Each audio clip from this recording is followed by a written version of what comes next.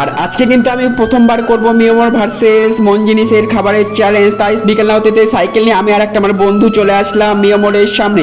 আর মিওমোরের সেখান থেকে কি নিলাম, এখান থেকে নিলাম একটা চকো চিপস আর একটা বাটার স্কচ পেস্ট্রি। তারপর মিওমোর কিন্তু একদম মন জিনিসের সামনেই অবস্থিত। তারপরে কিন্তু আমরা মন জিনিসের ভিতরে ঢুকে গেলাম, আর এখান থেকে কি নিলাম একটু পরে তোমাদের বলছি। তারপর কিন্তু আমরা একটা ফাঁকা মাঠের মধ্যে চলে আসলাম। আর তারপরে দেখতে পাচ্ছি মন জিনিস থেকে কি কিনেছি।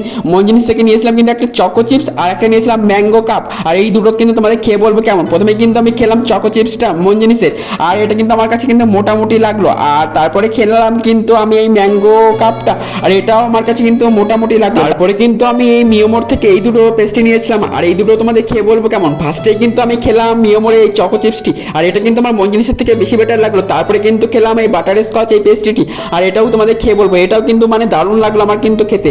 আর এর থেকে কিন্তু ভালো মন জিনিসের থেকে কিন্তু মিওমোরটাই বেশি টেস্ট। আর আজকে ভিডিওটা কিন্তু এখানে শেষ করলাম। Tata, bye bye.